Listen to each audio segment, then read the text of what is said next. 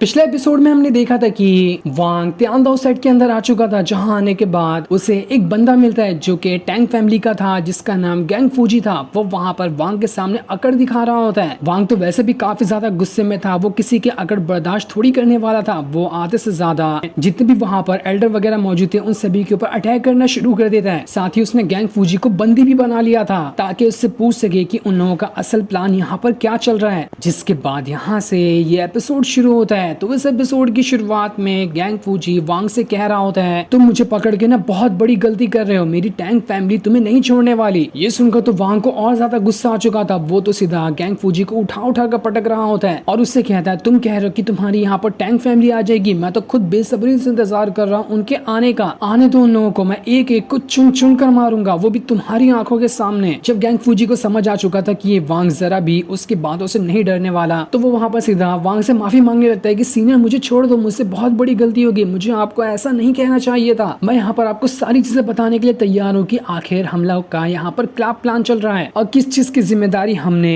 इस त्यानदाओ सेट को दी थी। वो कहता है कि मैं आपको यहाँ पर पूरे के पूरे जाओ कंट्री का मैप देता हूँ, उसके अंदर एक जगह मार्क की होगी, वहीं पर हमने पूरे के पूरे शहर के जितने भी लोग हैं ना उनकी स्पिरिचुअल रूट को निकाल कर एक बहुत ही ज्यादा पावरफुल फॉर्मेशन बनाया है। वो फॉर्मेशन इतना ज्यादा स्ट्रॉन्ग है कि वो हमारी टैंग फैमिली के हर एक मेंबर को उसकी पावर बढ़ाने में मदद करता है। आपने देखा ही होगा कि मेरी कल्टीवेशन पावर थोड़ी अलग टाइप की है, ये उसी वजह से पॉसिबल हो पाया उन सारे के सारे मासूम लोगों की स्पिरिचुअल रूट की वजह से। उस रूट को प्रोटेक्ट करने की जिम्मेदारी हमने त्यानदाओ सेट को दी थी। इसी बारे में मैं कह रहा था त्यानदाओ सेट के मास्टर से कि उस स्पिरिचुअल रूट वाले फॉर्मेशन को कुछ हुआ तो मैं पूरे के पूरे त्यानदाओ सेट को खत्म कर दूंगा। वो स्पिरिचुअल रूट वाला फॉर्मेशन यहाँ से थोड़ी दूर एक माउंटेन है ना, वहीं पर बना हुआ है। डेली वहां पर त्यानदाओ सेट के लोग जाते हैं और उसकी गार्डियन करते हैं ताकि कोई भी ऐरा गैरा इंसान वहां पर आकर उस रूट को नुकसान ना पहुंचा सके। ये चीज सुनकर वांग को इतना ज्यादा गुस्सा आया था कि आखिर ये लोग कितने ज्यादा निर्दय हैं, मासूम लोगों के स्पिरिचुअल रूट निकाल के ये खुद की कल्टीवेशन करते हैं। वो इतनी जोर से जमीन पे पैर पटकते हैं कि गैंग फूजी तो वहां से छत को तोड़कर बाहर फेंका चुका था। इसके बाद वांग अपने पावर का इस्तेमाल करते हुए गैंग फूजी को वहां पर पकड़ लेता है और उसे पकड़ने के बाद वो घसीटते हुए उसे ले जा रहा होता है उसी जगह पर जहाँ पर स्पिरिचुअल रूट का फॉर्मेशन है। वो जगह किसी गुफा में बनी होती है, चारों तरफ बिल्कुल सन्नाटा होता है, यहाँ पर किसी को भी आना अलाउड नहीं था सिवाय टैंग फैमिली के मेंबर के। वहां पर लाने के बाद वांग गैंग फूजी को पटकते हुए इधर उधर देख रहा होता है कि आखिर वो फॉर्मेशन कहाँ है जिससे स्पिरिचुअल रूट की मदद से बनाया गया है। तब उसे वहां पर जितने भी पत्थर होते हैं ना उनके बीच में जो क्रैक होता है उसके अंदर बहुत सारी स्पिरिचुअल रूट बहते हुए दिखाई देती है, जिससे वांग को समझ में आता है कि ये पूरी की पूरी जगह स्पिरिचुअल रूट की पावर से बनी हुई, चारों तरफ सिर्फ स्पिरिचुअल रूट की पावर ही मौजूद है। उसे उन रूट को देखकर बहुत ही ज्यादा बुरा लग रहा था कि अगर ये रूट सारे लोगों के पास होती तो वो आज कल्टीवेशन करके कितने पावरफुल बन गए होते। मासूम लोगों की पावर का इस्तेमाल करना टैंग फैमिली को सपोर्ट करने के लिए। फूजियान, तुमने ये एक और बहुत बड़ी गलती कर दी है, मैं तो तुमसे वैसे भी बदला लेना चाहता था, अब इस वजह से मुझे और ज्यादा गुस्सा आ चुका है। वांग गैंग फूजी से कह रहा होता है, आखिर तुम्हारी टैंग फैमिली को ये समझ कैसे आया और उन्हें ये आइडिया कैसे मिला कि उन्हें मासूम लोगों की स्पिरिचुअल रूट निकालना है अपनी पावर बढ़ाने के लिए। लेकिन गैंग फूजी जो होता है वहां पर ये बात बताने के लिए झिझक रहा था, वो नहीं बताना चाह रहा होता है कि ये आइडिया उसे कहां से आया। तब वांग अपनी उस सोल को बाहर निकालता है। वो सोल वहां पर उस गैंग फूजी का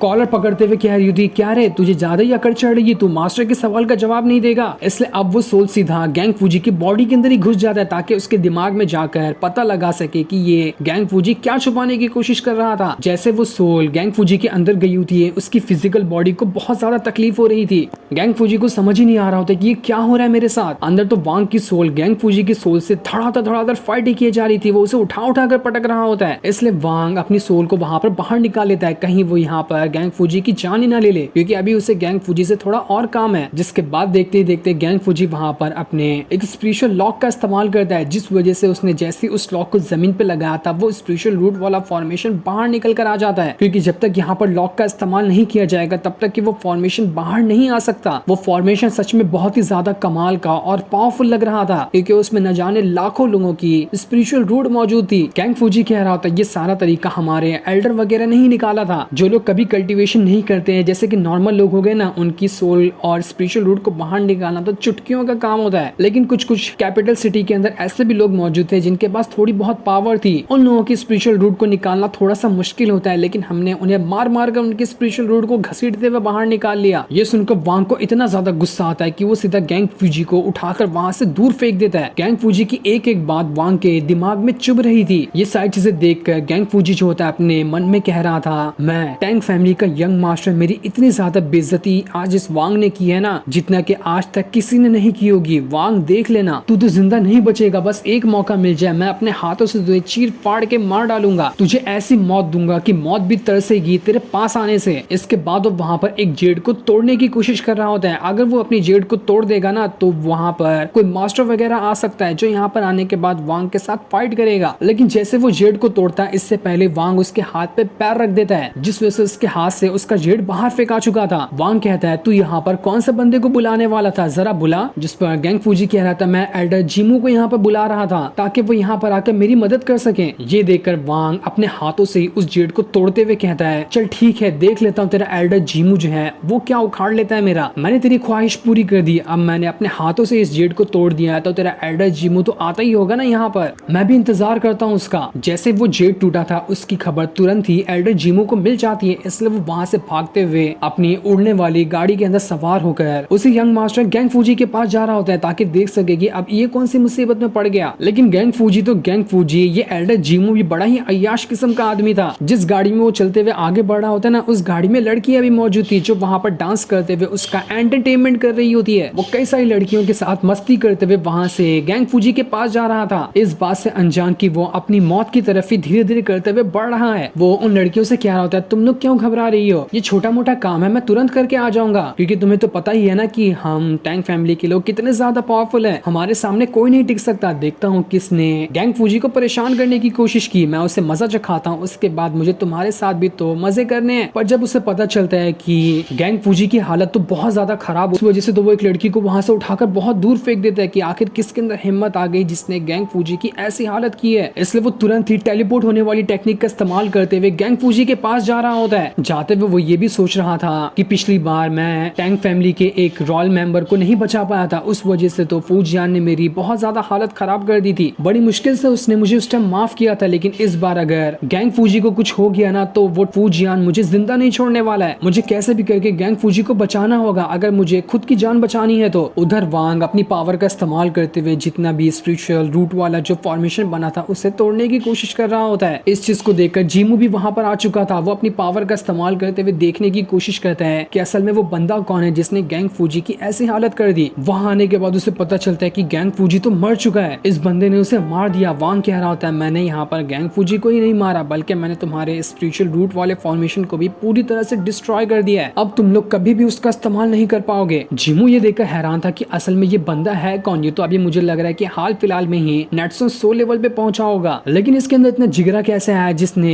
टैंग फैमिली के मेंबर के साथ पंगा लेने की कोशिश कर दी। लगता है इस बंदे को अपनी जान ना बिल्कुल भी प्यारी नहीं है। जीमू वहाँ पर वांग को एक और गुस्सा दिलाने वाली बात बताता है कि लगता है ना तुम यहाँ पर थोड़े से बेवकूफ हो, तुमने यहाँ पर सिर्फ स्पिरिचुअल रूट से बने हुए फॉर्मेशन को सिर्फ एक ही को तोड़ा है ना, इस पूरे के पूरे जाओ कंट्री के अंदर एक नहीं बल्कि 9 ऐसे फॉर्मेशन बने हुए हैं जिन्हें स्पिरिचुअल रूट की मदद से बनाया गया है। वो सारे के सारे फॉर्मेशन हमारी टैंग फैमिली को पावर देते हैं, और जिस त्यानदाव सेक्ट वाले फॉर्मेशन को तुमने तोड़ा ना वैसे भी वो उतना ज्यादा खास तो था ही नहीं, वो बर्बाद भी हो गया तब भी उससे हमें कोई फर्क ही नहीं पड़ता, उसे हम बस कुछ ही मिनट के अंदर वापस से बना लेंगे। लेकिन तुमने जो यहाँ पर गैंग फूजी की जान ले ली है ना, ये करके तुमने बहुत बड़ी गलती कर दी। मैं यहाँ पर तुमसे सिर्फ एक बात कहना चाहता हूँ कि तुम्हें मेरे साथ चलना होगा ताकि तुम टैंग फैमिली के अंदर जाकर इसका जवाब दे सको कि आखिर तुमने गैंग फूजी को क्यों मारा। वही तुम्हारा फैसला करेंगे कि आखिर तुम्हारी जान बख्शनी है या फिर तुम्हारी जान ले लेनी है। ये सुनकर वांग कह रहा होता है, अच्छा तो मुझे लग रहा है कि हाल फिलहाल के टाइम में ना तुम बिल्कुल ही फूजियान के चेले बन चुके हो, पहले तो ऐसा नहीं था। जीमू वांग से कह रहा होता है, सीनियर क्या हम कभी पहले मिले हैं क्या, तुम मुझे पहचानते हो, मैंने तो तुम्हें बिल्कुल भी नहीं पहचाना, तुम हो कौन। मुझे लगता है ना कि तुम इस जाओ कंट्री को तो बिल्कुल भी नहीं हो, और जब तुम यहाँ के हो नहीं तब तो तुम्हें कोई नहीं बचा सकता। तुमने यहाँ पर आकर बहुत बड़ी गलती कर दी। यहाँ पर जितने भी फॉर्मेशन बने थे स्पिरिचुअल रूट वाले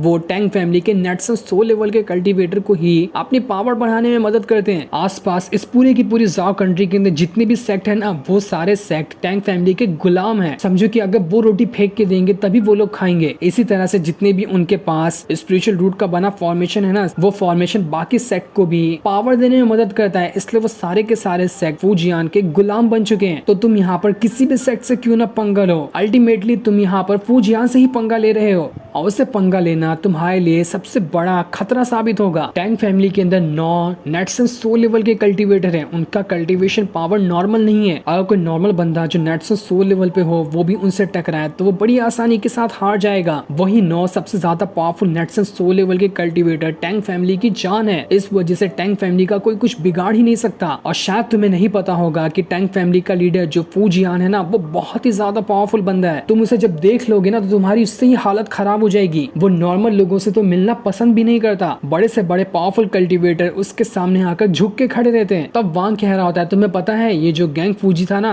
अभी तक तो जिंदा था, मैंने इसकी जान नहीं ली थी। वो तो तुम्हें सिर्फ दिखा रहा था कि आखिर इसके मरने पे तुम मुझसे क्या जवाब देते हो। लेकिन जब तुमने बता दिया कि अगर मैं किसी भी टैंक फैमिली के मेंबर की जान लूं तो इससे फूजियान गुस्सा होगा और वो खुद मेरे पास आएगा फाइट करने के लिए, तो ठीक है, मैं अभी तुम्हारी आंखों के सामने इस गैंग फूजी की जान लेता हूँ। जिसके बाद वो मुट्ठी दबाते हुए ही गैंग फूजी की वहां पर जान ले लेता है। ये सुनकर तो अब जीमू का दिमाग बौखला चुका था। वो वांग से कह रहा होता है, बस बहुत हो गया, तुमने यहाँ पर बहुत बड़ी गलती कर दी। अब मैं ये बात फूजियान को बताऊंगा। वो अब तुम्हें नहीं छोड़ने वाला। तुमने अपने पैर पे सीधा सीधा कुल्हाड़ी नहीं मारी, बल्कि तुम खुद ही कुल्हाड़ी पे कूद चुके हो। वो वहां पर अपनी पावर का इस्तेमाल करते हुए वांग के ऊपर अटैक करने की कोशिश कर रहा होता है। लेकिन वांग उसके सारे के सारे अटैक से बड़ी आसानी के साथ बचते जा रहा था। उससे तो कुछ असर ही नहीं होता उसके अटैक का। जीमू ने वहां पर अपने गार्डियन को समन कर लिया था, जो कि बहुत ही बड़ी एक मार्शल स्पिरिट होती है। वो स्पिरिट सच में काफी ज्यादा कमाल की लग रही थी। जिसके बाद देखते ही देखते उस स्पिरिट ने वांग के ऊपर हमला करना शुरू कर दिया था। साथ ही वो स्पिरिट एक नहीं बल्कि तीन थी। तीनों अब वांग से फाइट करने के लिए तैयार होते हैं। लेकिन वांग को तो इन सभी से कोई फर्क ही नहीं पड़ रहा था। 3 आ जाए या 30 क्यों ना आ जाए, वो चुटकियों में उन्हें खत्म कर सकता है। लेकिन तब वहां पर जीमू भी आ चुका था। वो भी अपनी पावर का इस्तेमाल करते हुए अपनी स्पिरिट की पावर बढ़ाने की कोशिश कर रहा था। इस वजह से उसकी सारी स्पिरिट के हाथ ना अब 6 हाथ हो चुके थे। वो 6 हाथ में वेपन पकड़कर वांग के ऊपर अटैक कर रहे होते हैं। तब वांग निकालता है अपने फ्लैग को, सबसे खतरनाक और पावरफुल वाले फ्लैग को, ताकि अब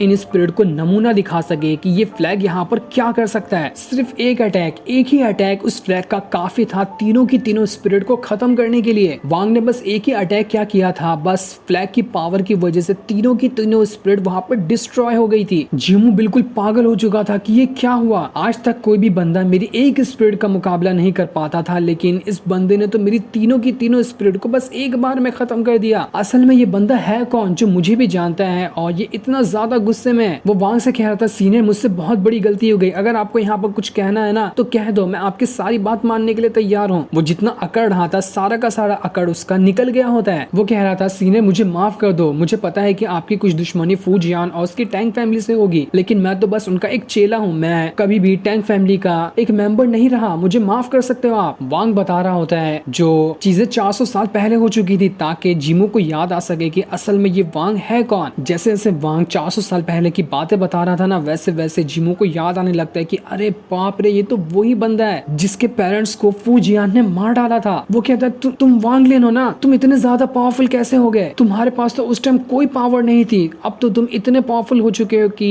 जिसका कोई हिसाब ही नहीं है। पर आखिर तुम बचे कैसे, तुम्हें भी तो फूजियान ने मार दिया था, बस तुम्हारी सोल रह चुकी थी। जिसके बाद वांग अपने रेड लाइटनिंग की पावर का इस्तेमाल करते हुए उसके ऊपर हमला कर देता है और हमला करने के बाद कह रहा था, जब मुझे पहचान चुके हो तो तुम्हारा जिंदा रहकर क्या फायदा। जिसके बाद वो जीमू को वहां पर खत्म कर देता है। बहुत ही बकबक कर रहा था ये जीमू, जब से वो सोच रहा था कि अरे ये मोटू भी तो नेटसन 100 लेवल पे था ना, कम से कम ये वांग इसकी सोल ही निकाल कर मुझे दे देता, मुझे कब से भूख लगी थी। लेकिन वांग उसे खत्म कर दिया होता है। जिसके बाद वांग वहां पर जाओ कंट्री का वापस से मैप निकालता है और उसमें फूजियान की लोकेशन ढूंढ रहा होता है कि असल में ये फूजियान कहाँ पर है। वो कहता है, 9 नेटसन 100 लेवल के कल्टीवेटर तुम्हारी टैंक फैमिली को सपोर्ट करते हैं ना, ठीक है, मैं एक एक करके उन 9 के 9 नेटसन 100 लेवल वालों को मार दूं। इसके बाद वो इतने गुस्से में आगे बढ़ रहा होता है कि चारों तरफ बस उसकी रेड लाइटनिंग की पावर से बिजलियां गिर रही होती है। अब तो फूजियान और उसकी टैंक फैमिली का नाश होने से कोई नहीं रोक सकता। जो सीन दिखाते ही ये एपिसोड यहीं पर एंड हो जाता है। Thanks for watching.